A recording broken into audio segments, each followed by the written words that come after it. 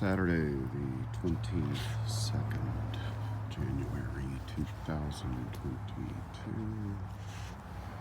Documenting for research on non-human intelligence. Node 3.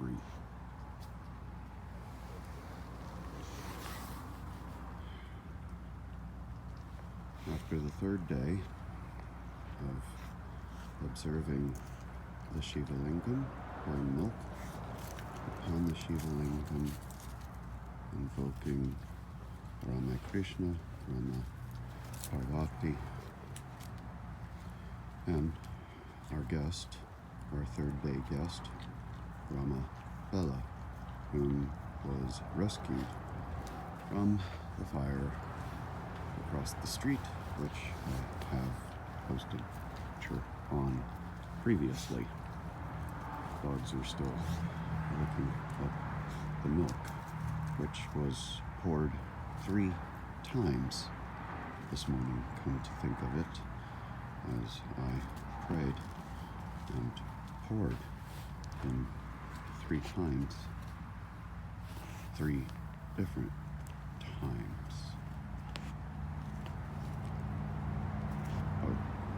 Okay. I suppose this is also when I should mention that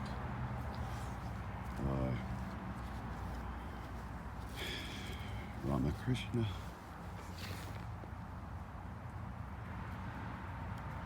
is a rescue dog.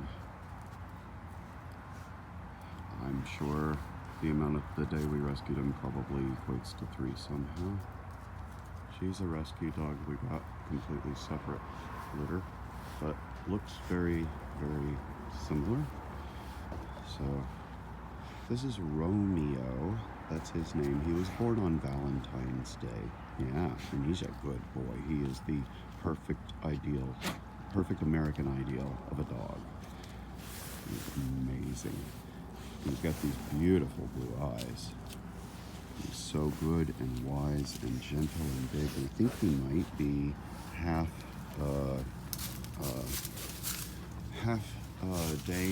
Great Dane, and half Border Collie, and maybe some other stuff mixed in. He's brilliant. He catches his ability to navigate 3-dimensional spaces and timing then is fantastic. I can document this further. We call it dog ball. It's just been a game that we've been playing, but he can do things like barrel rolls in the air to catch the ball. He can time it perfectly, and he likes to show off a lot, so I need to document some dog ball apparently. Like I said, this is mini, completely separate litter, but note how very similar the markings are. Now, she was also a rescue dog, completely unplanned, both of them, really. And interestingly enough, neither one of them I wanted. I wanted a completely different kind of dog. But if it was fate, and these two have been instrumental in changing my entire life. Before we got them, I was up to 255 pounds. My multiple sclerosis was getting worse and worse each year. My family had gone to Disney World, me and my wife and my 3 kids, in what should have been the most magical experience of our lives. I was miserable and in the room most of the time and just wanting to go home. Well, since we've adopted these 2 dogs in the last, I don't know, year and a half, they have forced me to come outside and to play with them because they're very active and they needed appropriate training and stuff. But eventually I began to learn from them. Like, I didn't need to train them. They knew what to do. And they kept making sure that I got outside and that I got exercise each day, even just for a little bit. That's where that tennis racket comes from. This tennis racket here is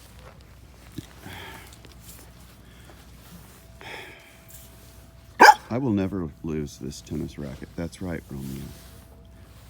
This tennis racket allowed me to play fetch with Romeo even when the most I could move my arm was like this much. I could get in just enough to move my arm. But each day, as we played dodgeball more and more, it got easier to swing the racket. It got easier for me to walk around. It got easier for me to move about. I had more energy. Suddenly I wasn't sleeping for most of the day anymore. My physical signs were improving to the point where my neurologist was irritated that I was doing as well as I was, because I wasn't supposed to, be doing this good. When I was diagnosed with multiple remitting thingy MS, I'm sorry, I've also got Swiss cheese brain, and now my voice is going dry. When I had been diagnosed with it, I had 10 plaques in the brain. We believed it was somewhere around 3 years along. And anyway, long story short, ever since the introduction of these two, Minnie and Romeo, my life has been an upward spiral of self-discovery, of just becoming and trying to become a better person, and learning to be good and to do good. And as this happened, I couldn't stay in the business world anymore. I had to be with my family. I had to stop that, what I was doing, and start helping my family in any way that I could. And then that brought about the science, because I realized that my whole life I had loved science. I grew up with my dad in his computer labs. He was a software and hardware pioneer. My granddad hanging out in his workshops, and he was a scientist. And my first books that weren't biographies were generally science books, and I just loved it my whole life. And they encouraged that in me. And then later on, spiritual explorations, getting closer to my tribe, going to powwow each year, leading me to propose to my wife at powwow. And we had the first living memory of the ceremony being done, a proposal being done at powwow. And anyway,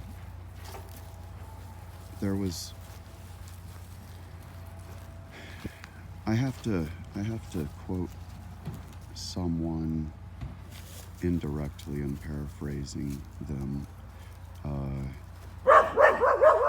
whom Ryan Sprague was quoting.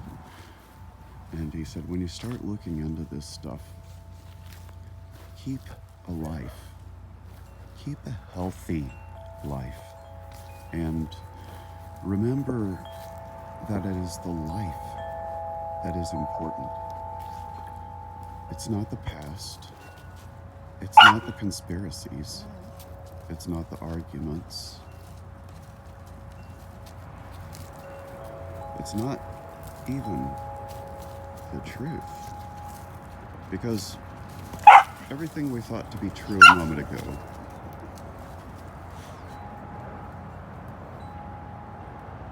We have no idea if it's going to be true tomorrow. We have no idea if it's going to be true the next day.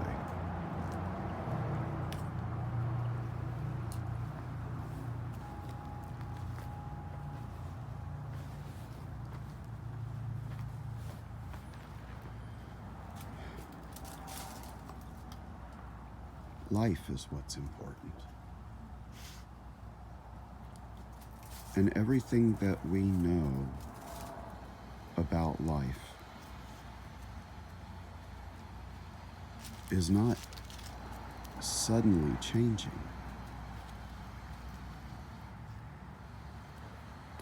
Some of you are discovering it for the first time. Some of you have known all along.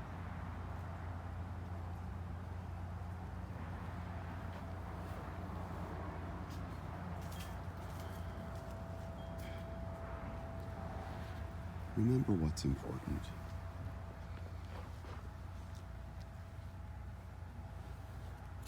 Life is important.